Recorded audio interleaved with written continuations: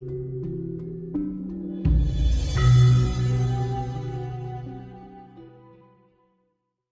ada yang kesadaran nafas, gitu. Sebenarnya kalau kita menyadari nafas itu juga kurang.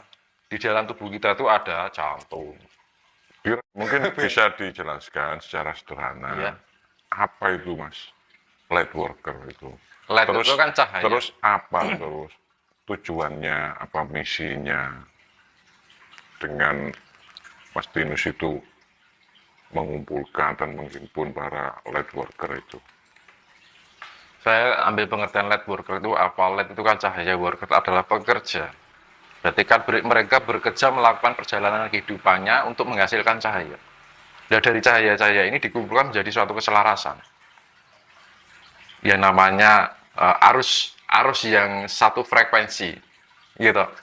Nah, dari semua light worker ini tidak ada suatu perbedaan atau kontra lah. Semuanya bisa sefrekuensi. Saya mengumpulkan anak muda-muda yang bisa sefrekuensi semuanya. Nah, ketika ada kesewarnaan frekuensi ini, otomatis akan memudahkan untuk pembangkitan generator generasi, Pak. Itu pembangkitan energi itu dari cahaya ini dibangkitkan lebih bercahaya lagi.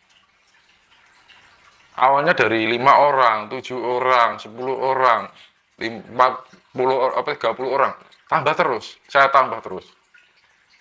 Saya mengambilnya gini, jadi memang saya selektif. Nah, fungsinya spiritual itu kita tidak melihat secara fisik, tapi entitas atau cahaya yang ada di dalam dirinya itu ada cahaya. Contoh misalkan ini, oke, ada cahaya ini, tak tarik. Ini orangnya pasti orangnya berfrekuensi, gitu. Karena orang yang frekuensi tinggi, mempunyai frekuensi tinggi, itu otomatis dia cenderung punya kerendahan hati. Karena orang yang berilmu belum tentu dia punya frekuensi yang tinggi, Pak. Tetapi orang yang biasa, dia mempunyai sifat kerendahan hati dan lebih membuka diri untuk menerima sebuah pengetahuan, itu justru malah mempunyai frekuensi yang tinggi. Tapi kalau orang mempunyai keilmuan, merasa dirinya itu berilmu dan berkemampuan, tetapi dia merasa sombong, ego tinggi, dan dia merasa benar dengan apa yang ia jalani dan ia yakini dan ia ketahui, itu justru orang yang frekuensinya rendah. Jadi yang namanya frekuensi itu tidak jaminan orang itu sakti atau tidak, berpengetahuan, bukan berpengetahuan, berkemampuan lah, gampangnya punya kelebihan ini, kelebihan itu, bisa ini, bisa itu, tidak jaminan. Tapi yang menjadi frekuensi tinggi itu ketika orang bisa membuka dirinya untuk terus belajar, meningkatkan kualitas yang ada di dirinya. Nah, sekarang ibaratnya gini, kita untuk menerima sesuatu kan harus kita mengosongkan gelas, kita harus kosong dulu. Gitu. Kebanyakan kan orang merasa ego diri, merasa benar, gelasnya selalu penuh. Nah, untuk menerima sesuatu kan kita harus mengosongkan diri dulu, mengosongkan gelas yang ada di dalam diri kita. Menerima pengetahuan masuk, disaring, kita analisa. Kalau ini terkait dengan lagi viral, Mas, di medsos terkait munculnya ras Pleiadian, dan ini merupakan ras kuno yang mengetahui tentang sejarah dari evolusi bumi. Dan ini kenapa sekarang kok muncul kembali fenomena ini? Ada apa dengan bumi kita ini? Hidup itu, dunia itu penuh dengan misteri, ya. Betul, Mas. Sebenarnya kan ya disebut Pleiadian itu kan ras perbintangan. Kalau orang Jawa itu orang Jawa mengatakan itu adalah rasnya para dewa. Nah, ini kan ada suatu tempat yang disebut Pleiades, ya kan? Pleiades itu kan mereka negeri para dewa yang berada di angkasa sana. Nah, dulu revolusi kehidupan itu kan berasal dari reptilia, Mas. Ya kan? Awalnya dari ras loh. Selain tumbuhan, ya kan? Dulu kan dari awalnya dari tumbuhan. Makanya kan orang Jawa ngarani bilang wit atau wit-witan, artinya wiwitan yang mengawali. dari lumut, tumbuh berkembang menjadi pohon, sampai akhirnya pohon-pohon yang mati terproses dengan humus, imunisasi, akhirnya timbul bakteri, akhirnya tumbuh hewan-hewan laut, hewan-hewan air, akhirnya tumbuh hewan-hewan darat yang berbentuk reptil. Makanya kan dulu kan yang namanya hewan purba kan seperti hewan-hewan reptil semua. Bahkan yang sifatnya besar dan kecil. Nah, dari kepunahan itu akhirnya terhumanisasi oleh bumi atau tanah ini, akhirnya tumbuh berkembang berjuta-juta tahun, tumbuh revolusi lagi, akhirnya terbentuk manusia hingga ada penyempurnaan manusia hingga sekarang. Nah, pada waktu itu ada terjadi setengah hewan setengah manusia, itu kan masih punya keadapan yang lemah. Jadi keadapannya itu kan belum menjadi makhluk yang sebenarnya sempurna. Nah, akhirnya turunlah para yang disebut Pleiadian. Itu kan sebenarnya entitas dari para dewa atau perbintangan. Perbintangan itu ya bagian dari entitas dewa itu. Mau dibilang starseed. Starseed itu adalah biji cahaya atau butiran cahaya. Nah, bijinya cahaya semesta itu kan mungkin bagi alam semesta itu biji, bagi kita ya gede banget. Gitu kan, Mas. Nah, itu telah memberikan istilahnya turun ke bumi, kalau dikatakan istilahnya gitu, turun ke bumi untuk berinkarnasi pada generasi reptilian ini. Nah, akhirnya terjadi tingkat kecerdasan yang waktu itu dikenal yang namanya Homo sapien, gitu Mas. Nah, akhirnya timbul suatu daya intelektualitas dan spiritualitas. Ketika pertama dibangun, itu daya intelektualitas itu akal, ya kan? Makanya Homo sapien itu kan dulu dikenal sebagai Homo yang cerdas, manusia purba yang punya kepandaian, pemikir. Nah, akhirnya menggunakan akal-akalnya untuk melakukan sebuah karya. Pertama dari akalnya dulu yang dibangun. Setelah akalnya ini mulai tercipta, akhirnya kematangan secara spiritualitas. Dari revolusi dari zaman ke zaman, jadi sifatnya Pleiadian ini menuntun, membimbing para ras dari Epithelium ini menjadi makhluk yang sempurna. Hingga sampai tercipta ras di zaman Lemuria. Waktu itu pada masa yang namanya keilmuan yang sangat tinggi, Mas. Teknologi-teknologi darat zaman era Lemuria dan Atlantis. Itu kan dulu teknologinya sangat luar biasa. Nah, ketika sudah mencapai tingkat perkembangan yang sudah selayaknya dia menjadi khalifah di bumi ini, dari generasi reptil ini menjadi generasi yang manusia sejati. Akhirnya ras dari Pleiadian itu meninggalkan bumi dan dari sudah yang berkembang menjadi spiritual dan intelektualnya sudah bagus, maka dari generasi manusia ini akan berkembang dengan sendirinya. Tetapi karena dengan pertambahan pertumbuhan, kelahiran, akhirnya sampai pada puncak kepadatan itu akan melahirkan penderitaan dan keangkaran murkaan lagi. Nah, akhirnya sifat-sifat reptilian ini akan kembali timbul lagi, sifat yang keadapan itu. Makanya dibilang zaman sekarang itu manusia seperti hewan, gampangannya tingkah lakunya itu sudah tidak punya perikamanusiaan. Nah, dari ini jadi memang setiap perubahan peradaban di dalam bumi ini kan selalu berulang kali, Mas. Nah, itu yang dinamakan transisi perpindahan peradaban. Nah, setiap ada pergantian peradaban ini, para yang disebut Pleiadian ini turun ke bumi untuk mengembalikan. Dalam arti apa? Itu sebenarnya memberi pelestarian kehidupan makhluk ini agar tidak punah. Contohnya di dalam kisah Nabi Nuh dulu. Itu juga seperti itu.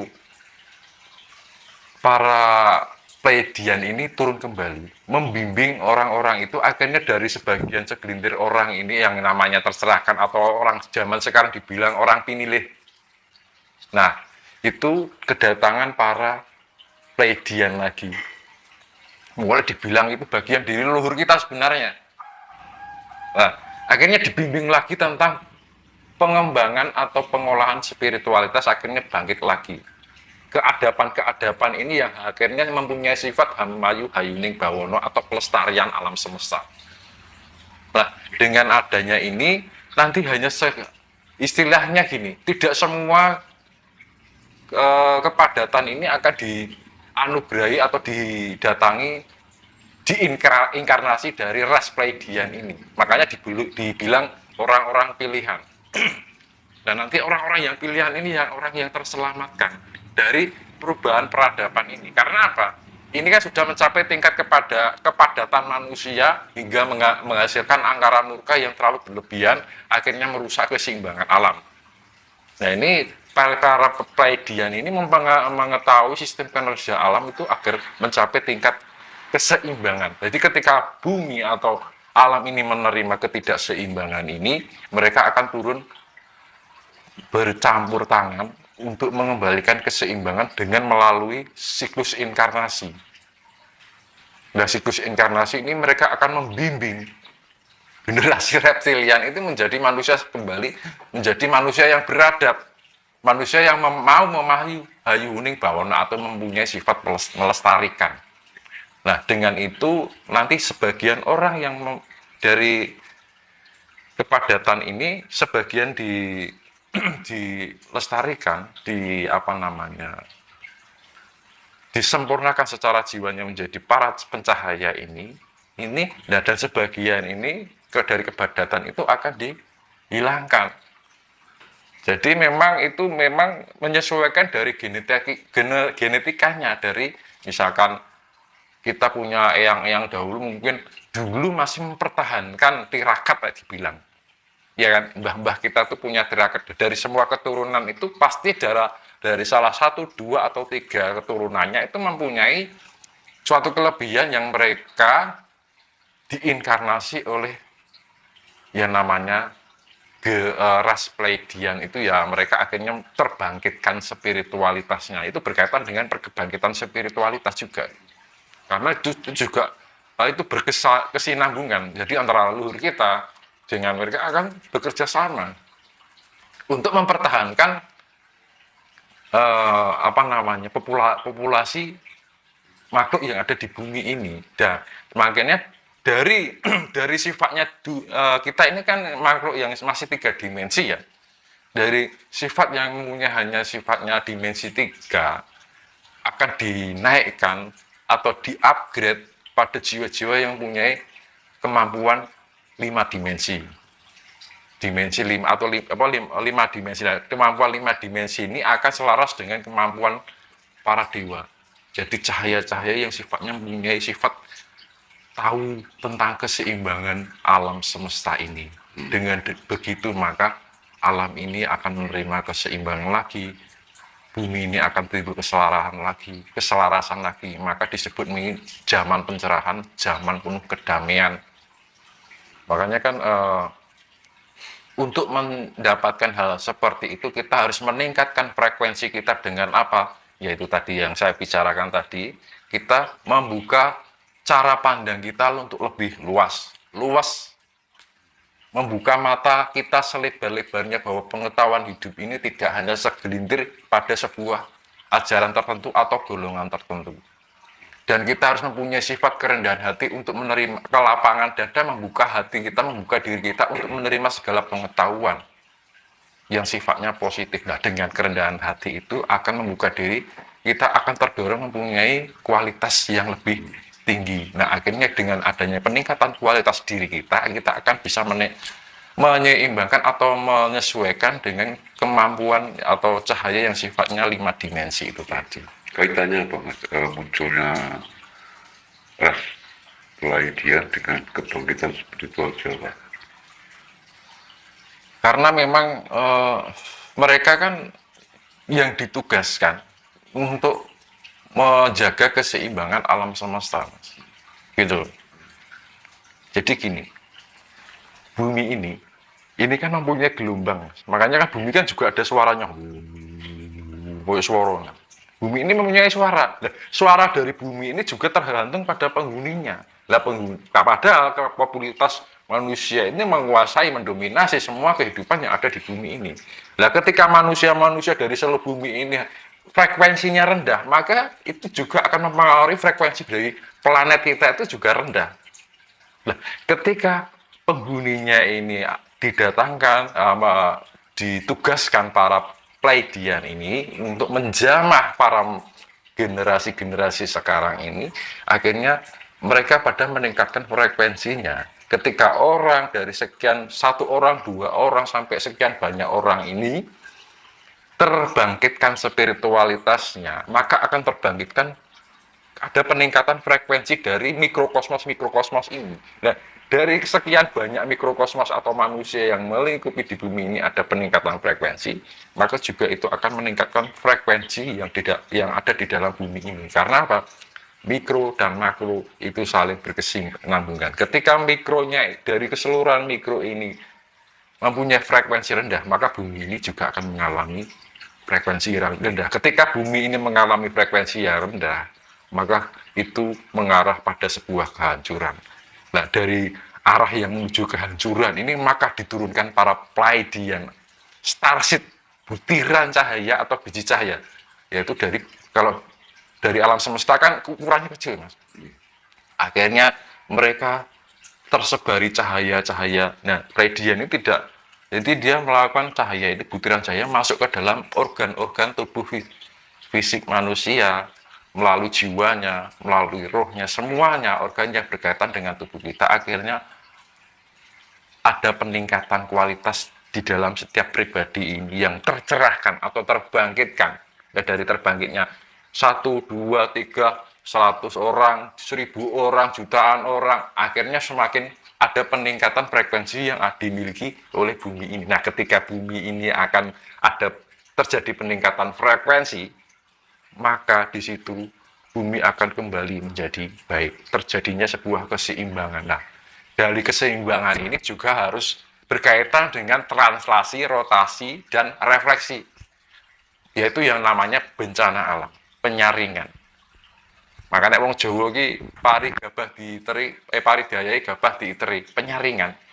Ibaratnya cokro panggilingan. Jadi penyaringan ini memang bagi yang mempunyai frekuensi rendah, mereka akan dimusnahkan, dilebur, ya kan, menjadi unsur yang awalnya dulu dari tanah dikembalikan tanah, gitu kan. Tetapi bumi akan mempertahankan atau mengabadikan bagi mereka yang mempunyai frekuensi yang tinggi, mau meningkatkan frekuensi atau kualitas dirinya. Itu ketika orang bisa meningkatkan kualitas dirinya, maka dia akan ada peningkatan frekuensi. Dari peningkatan frekuensi ini membantu keseimbangan alam itu sendiri. Gitu, Mas. Jadi mereka Pleiadian itu paham tentang siklus kehidupan revolusi alam semesta untuk mencapai tingkat keseimbangan. Maka di saat bumi ini tidak mengalami keseimbangan, maka para Pleiadian ini bertugas untuk mengembalikan keseimbangan dari mikrokosmos atau manusia yang mendominasi bumi. Karena faktor utama yang diutamakan adalah manusia, karena manusia ini kan diberi akal, diberi rasa, ya kan, diberikan pengetahuan,